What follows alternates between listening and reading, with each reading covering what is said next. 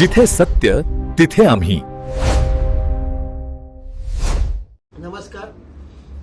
आपण दोन जणांचं आतापर्यंत ऐकलं। आता आपले त्याच ग्रेस डेव्हलपरकडे जे तिसरे आहेत शमसुद्दीन भाई, त्यांच्याकडनंही आपण ऐकायचं आहे की कशा पद्धतीने त्यांच्यावरही ग्रेस बिल्डर्स आणि SRAचे बिल्डर्स तसेच नानजीभाई यांनी कशा प्रकारे त्यांच्यावरती अन्याय केलाय ते त्यांच्या तोंडून ऐकूया। सर, मेरा नाम शमसुद्दीन नूरुद्दीन कुरैशी है। मेरी दुकान वत्साला ताई नायक नगर SG बर्वे मार्ग कुर्ला सिग्नल पे थी, जहां पे 2006 में एक प्रोजेक्ट आया SRA का, जिसमें PNR बिल्डर नानजी छेड़ा, उसने ये प्लान तैयार किया। प्लान तैयार करने के बाद 2012 में एक ऐसे चिटर बिल्डर को लेके आया हो जिसका नाम मास ग्रुप है, ग्रेस अर्बन डेवलपमेंट करके, जिसका अताउल्ला अंसारी, निशात अंसारी, जीसान अंसारी उसके ये है। लोगों ने लोगों को परेशान कर दिया। हम लोगों का जो जगह था मेन रोड के ऊपर था, जो टाटा के नीचे था, जहां पे कोई बिल्डिंग नहीं बनने वाली थी। 2023 में हम लोगों को नोटिस आया। 30/10/2023 को मेरा जो दुकान का जो डेमोलेशन हुआ, जिसका पंचनामा हुआ। मेरी दुकान 1170 स्क्वायर फीट जो पंचनामे में उसमें लिखी गई है, 1170 स्क्वायर फीट की थी।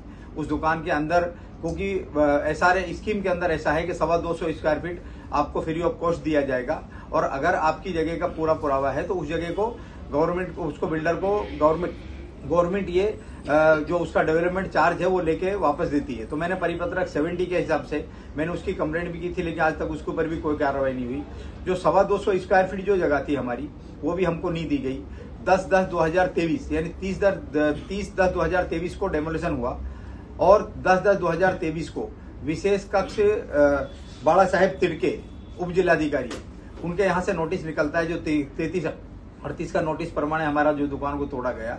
तो सुरेश काशिद जो वहां के तहसीलदार हैं, उन्होंने नोटिस दिया तो हमने 10/10/2023 को उनको लेटर दिया, 27/10/2023 को लेटर दिया, और उनसे रिक्वेस्ट किया कि सर परिपत्रक 210 के हिसाब से हम लोगों को पहले भाड़ा और दुकान या परमानेंट अलॉटमेंट या तो टेम्पररी अलॉटमेंट कुछ भी आप हमको दीजिए, नहीं तो हमारे बाल बच्चे रोड पे आ जाएंगे, हम लोग बेघर बार हो जाएंगे। क्योंकि हमारे पास वही एक आजीविका, हमारी रोजी रोटी कमाने का एक साधन था।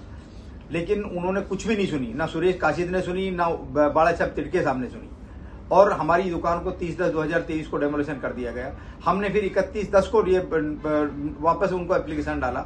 जो अपने CO साहब हैं उनको हमने लेटर डाला कि सर हमारी दुकान तोड़ दी गई है, लेकिन अभी तक लोखंडे साहब थे, उनको भी हमने लेटर डाला। और हमने आज तक बहुत सारी क्रॉसपॉन्डिंग की, लेकिन वो क्रॉसपॉन्डिंग के नाम पे जब उनको ज्यादा क्रॉसपॉन्डिंग आई तो बाला साहेब तिड़के ने ये 8 जनवरी 2024 को बिल्डर को एक नोटिस निकाला, और वो नोटिस में उससे कहा कि भाई आप यहाँ पे 3 बजे आके और ये इसका जवाब दीजिए आप 12 तारीख को। लेकिन वो बिल्डर नहीं आया, और नहीं आने के साथ उसने उसका जवाब देने की बजाय या दुकान की चाबी या घर देने की बजाय हमको उसको हमारा AGRC में एक ये डाल के छोड़ दिया कि उनकी पात्रता को निश्चित किया जाए। जबकि AGRC में उन्होंने एप्लीकेशन नंबर कुछ नहीं डाला, और AGRC का वो विषय ही नहीं है, क्योंकि बिल्डर लोगों की पात्रता के लिए होता है। लोगों का जो वहां पे जो प्रोजेक्ट होता है उनको लोगों को पात्र करा के देता है। ये जो हमारा बिल्डर है, जब उनसे भाड़ा मांगते हैं, उनसे घर मांगते हैं, और या उनके मर्जी के लोग नहीं होते, जो उनके हिसाब से नहीं चलते, उनके लिए फिर वो लोग उनको अपात्र करने के लिए दूसरे लोगों के पास डालते हैं। तो इस तरह की हमारे बदले की भावना से हमारे साथ काम किया गया, उसका उन्होंने कोई जवाब नहीं दिया। इसके बाद में फिर 21 मार्च 2024 को लेटर निकाला गया, बाला साहब तिड़के साहब ने निकाला। जो बाला साहब तिड़के साहब हैं वो विशेष कक्ष के उप जिलाधिकारी, उन्होंने निकाला। उनका संज्ञान ये कोई भी SRA अधिकारी लेते नहीं है कि इसका जवाब क्या है। उन्होंने आज तक उसका कोई जवाब नहीं दिया। आज तक 30 महीना हो गया, हम लोग रोड पे हैं, हमारे बच्चे रोड पे आ गए।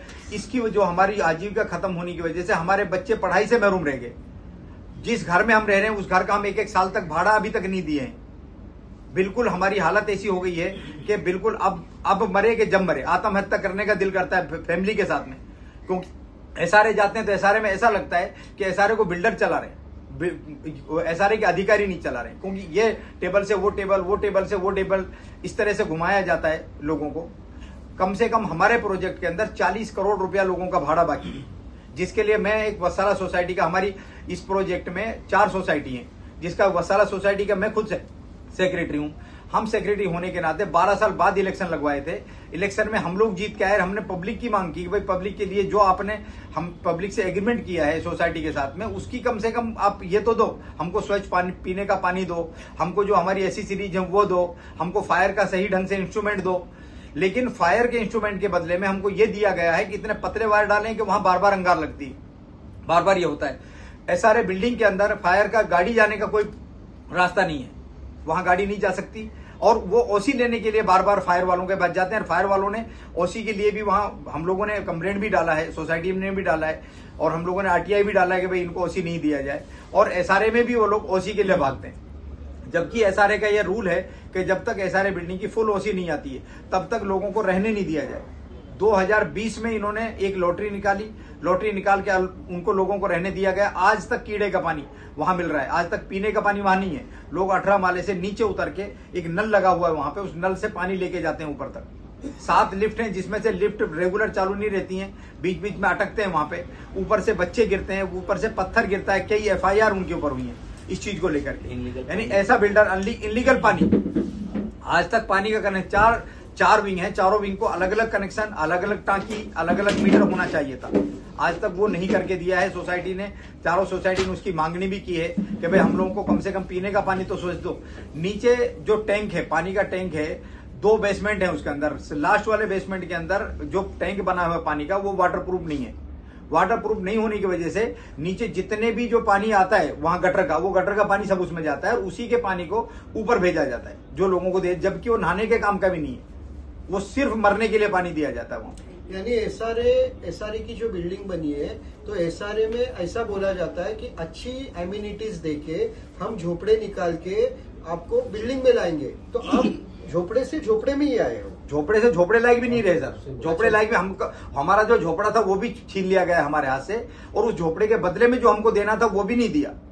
यानी कि एसआरए के अधिकारी, सबसे बड़ी बात यह है कि 33-38 का जो नोटिस होता है उसमें बिल्डर का प्रावधान है कि उनको एप्लीकेशन करता है एसआरए अधिकारियों को, लेकिन एसआरए अधिकारियों का काम होता है कि उसके पहले वो ये चेक करें कि इनको घर दिया है या भाड़ा दिया है या टेम्पोररी अलॉटमेंट कुछ तो दिया है।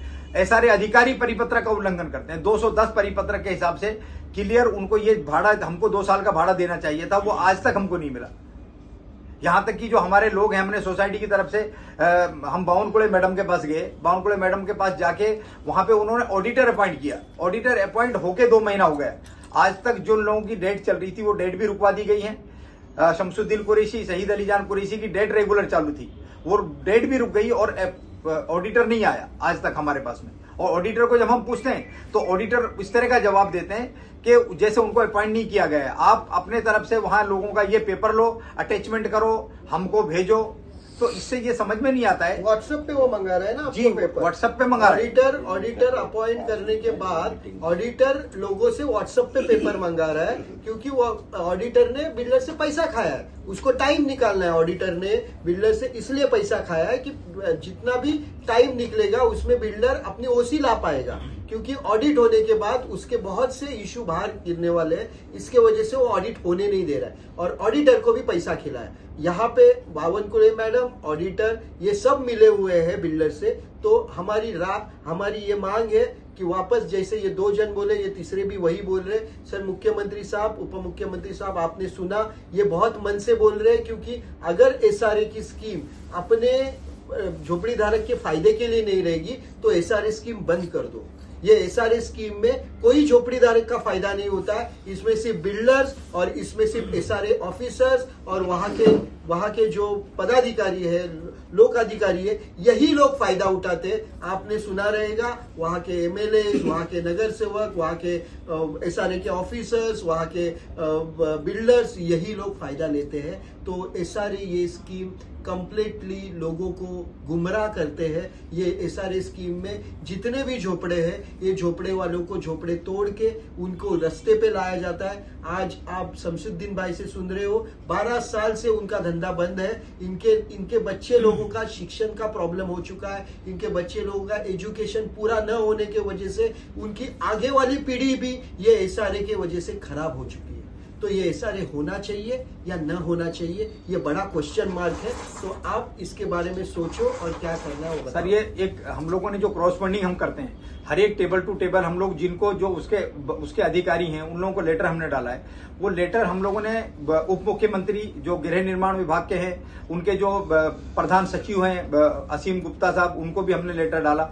वहां से जो लेटर की जो रिप्लाई है वो सीओ साहब को आती है, जो अभी फिलहाल जो प्रेजेंट में सीओ साहब हैं, उनको रिप्लाई आई है। वो रिप्लाई जो नीचे के ऑफिसर हैं उन ऑफिसरों को देते हैं, जो भी उससे रिलेटेड ऑफिसर हैं। वो ऑफिसर बिल्डर से सही मांगते हैं। हम लोगों ने एक आरटीआई भी डाली थी कि बिल्डर से सही मांगने का कौन सा आपका परिपत्र है, कौन से रूल के हिसाब से आप बिल्डर से सही मांगते हैं। क्योंकि जो अधिकारियों को जवाब देना चाहिए वो अधिकारी जवाब देने के बजाय बिल्डर से सही मांगते हैं कि आपने इसका क्या जवाब देवे हम साहब। यानी कि वो बिल्डर उनके माई बाप हैं सारे अधिकारियों के।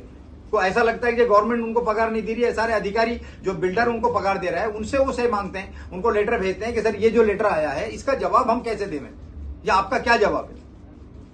बिल्डर भी इंक्वायरी होती नहीं है, बिल्डर जो लिख के देता है वो हिसाब से झोपड़ी धारक पे अन्याय होता है। बिल्डर को भाड़ा नहीं देना पड़ेगा। पूरा गवर्नमेंट के रूल्स आज एसआरए में जो बिल्डर है वो बिल्डर जो लिख के देगा वैसे ही एसआरए चल रहा है, क्योंकि बिल्डर से सब एसआरए के ऑफिसर्स को पैसा मिल रहा है। तो आज एसआरए ऑफिसर्स, आज सबका, अगर आप ये जितने भी एसआरए ऑफिसर्स है उनकी आप प्रॉपर्टी की इंक्वायरी करोगे, सर हर एक को पगार कितना रहेगा, लाख रुपए, 1.5 लाख रुपए, गवर्नमेंट के वैल्यू से 1.5 या 2 लाख रुपए पगार रहेगा। इनके फैमिलीज के नाम से कितनी प्रॉपर्टी है। मैं एंटी करप्शन से एक दरख्वास्त करूंगा कि जितने भी ऑफिसर्स है, जितने भी एसआरए में काम कर रहे हैं, इनकी सबकी इंक्वायरी निकालो, तब आपको मालूम पड़ेगा। जब आपका आधार कार्ड पे, पैन कार्ड पे आप हर सामान्य पब्लिक की आप इंक्वायरी निकालते हो, तो ये एसआरए के ऑफिसर्स की क्यों नहीं निकालते हो। आप इनकी इंक्वायरी निकालो। 1-1.5 लाख रुपए में इनकी 50-50, 100 करोड़ की प्रॉपर्टी कैसी बनती है, इसकी आपको इंक्वायरी निकालनी है। तो anti corruption officers, anti corruption department को मैं खास करके ये मांग रहा हूं कि इनके जितने रिटायर्ड ऑफिसर हुए, ये लोखंडे साहब रहने दो, कल्याणकर साहब रहने दो, या मसाल रहने दो, या खांडेकर रहने दो, इनकी सबकी इंक्वायरी निकालो। इनके पगार कहां से चल रहे हैं, इनकी कितनी प्रॉपर्टी बन चुकी है। एसआरए यानी ये अल्लाउद्दीन का चिराग बन चुका है। कोई भी एसआरए में ऑफिसर 3 साल के लिए आए और उनकी 10 पीढ़ी वहां पे अच्छी बन जाए, यानी एसआरए डिपार्टमेंट यही तरीके से काम चल रहा है। तो मेरी मुख्यमंत्री और उप मुख्यमंत्री से मांग है, आप जितने अच्छे तरह से लाड़की बहन स्कीम कर रहे हो, जितने अच्छे तरीके से लोगों की रस्ते की मांग पूरी कर रहे हो, एसआरए के बारे में आप ध्यान दो। एसआरए में कोई पब्लिक के लिए कुछ काम नहीं हो रहा है। एसआरए में जो काम हो रहा है वो एसआरए ऑफिसर के लिए हो रहा है और बिल्डर्स के लिए हो रहा है। मेरी एक बात है कि मुझसे 15 लाख रुपया मांगा गया।